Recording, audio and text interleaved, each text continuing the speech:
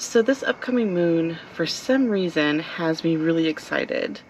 I decided to do something that I haven't done in a while and make some rose sugar for my tea, for some sugar rubs, and all those different things. And I thought I would bring you along with me. So the most important thing here is you want to make sure that you are not using store-bought roses unless they're edible roses for this purpose. These particular roses are coming from a friend's garden, and the difference is the pesticides. So store-bought roses are going to be sprayed with pesticides and other chemicals that you don't want to be eating. You can use it in other magic. So if you get all the time, I will buy roses from the store, enjoy them on my altar, and then when the petals are ready to be dried, I pull them out and dry them, and I do use them in my magics, but not for things that I'm going to ingest. So if you look at these roses, some of them have bug bites, some of them have imperfect, some of them have kind of torn up rose petals, but they're all very beautiful. So I'm going to divide them. Half of them I'm going to use today for my sugar tea, and then the other half I'm going to use for my house wash, which is a rose water solution that I'll make in a different video. So real fast, let me show you how to divide them. So you're looking for the nicest rose petals to be used today for your sugar. The other ones we're going to put to the side. So let me go ahead and speed up this process so it's not watching me go through each rose petal, which is going to take forever. All right.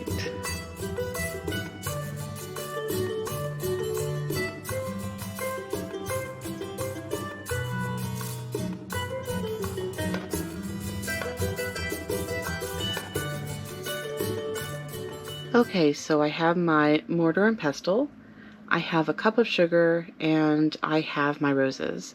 So I was letting the roses kind of sit with some sprinkled sugar on them, which is going to begin the softening process before I add everything together.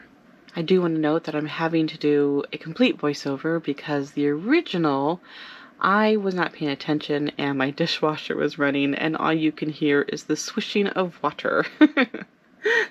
So sorry for the audio weirdness. So I'm going to go ahead and add the sugar and the roses, half and half to begin with. So this is just normal store-bought sugar. There's nothing special about it.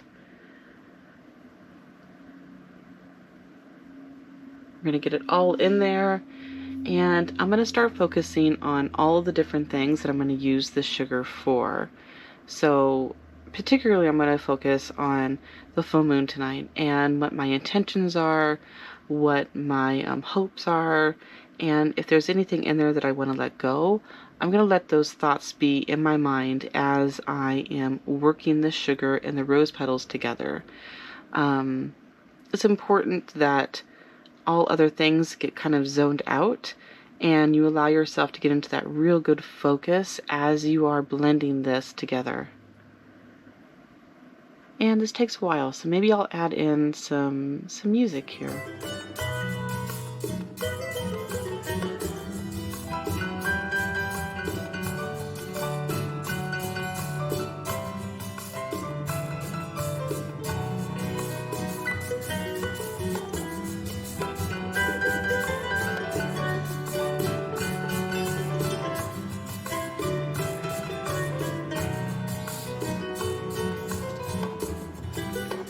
Okay, all mixed. So you're going to notice that it is wet and you didn't add any moisture. That is the oils from the rose petal. And when you bring it in with sugar, it changes the chemicals of the rose petal so you have that moisture. So it's very sticky, very sweet, and it smells amazing.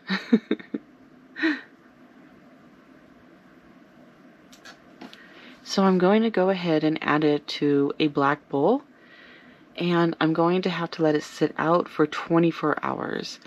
Depending on the humidity inside your home, that might be longer, but you want to make sure that it does have a complete dry before you store it. You can use it beforehand, but for storing it, you want to make sure it's dry.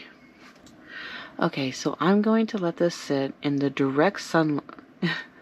I'm going to let this sit in the direct moonlight of the pre-moon. So she looks full, but she's not quite there yet, and from the naked eye, we can't really tell. But it holds that same energy that she's in right now. And then I'm going to light a candle that's going to go into a seashell. And the reason I'm putting those two together is that so the ocean is something that's very important to me, as well as fire. And these are both embodiment, movement energies. So we have water with all the emotion, and then fire with the passion. And I'm going to bring those together because that is what the energy feels like to me right now, for me personally, with this moon. And I'm going to let it sit out and just absorb that moon all night long in a window that is west facing. Okay, so we are now into the afternoon of the full moon, and the sugar is beautifully dry. It's gone into clumps, which I actually kind of like when I'm using it for teas and other different things. And I'm going to go ahead and now add it into the jar. So the important thing about the jar that you use is you want to make sure that it is not airtight. And the reason for that is any moisture that is still in the sugar is going to create a habitat that's going to cause the sugar to rot if it's in a sealed container. Now, if this sugar is completely dry and you're 100% sure that it is dry, then go ahead and use that sealed container. But for this purpose, it probably could use another day before it's at that place. I'm going to use this one so that there's air still going to it and any humidity or moisture can escape the jar. So it's really nice and crumbly and crinkly, and it kind of makes me happy to play with it. Alright, so let's go ahead and add this into the jar.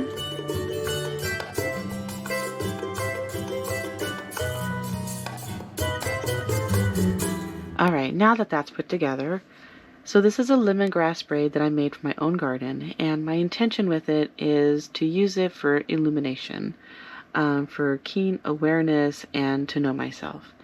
That is one of the focuses I'm doing with the moon, and I thought the lemongrass would be a beautiful way to go ahead and burn that and let all that smoke and all those intentions go up into the atmosphere, connecting with my ancestors, connecting with the land that I work and where I love and where I live. The tea that I made today, I should have shown making the blend, but I didn't think about that.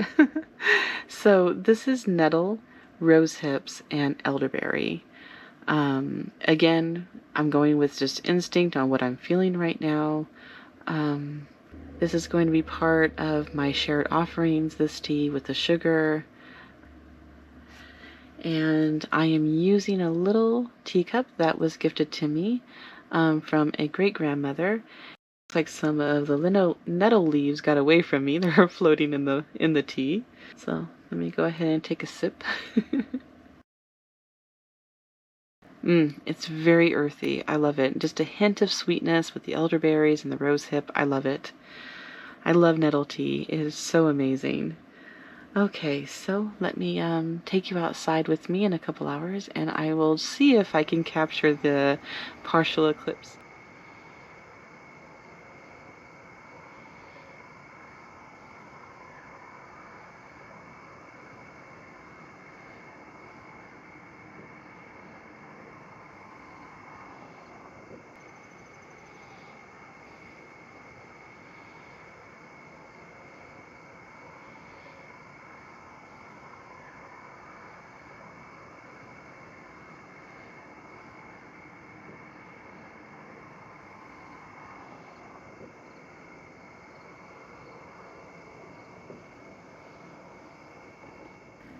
So hopefully you've had a beautiful full moon and you've really enjoyed this partial eclipse wherever you are.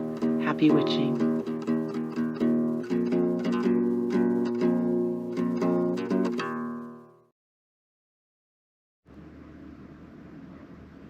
Dun dun dun dun dun dun dun dun dun dun dun dun dun dun dun dun dun dun.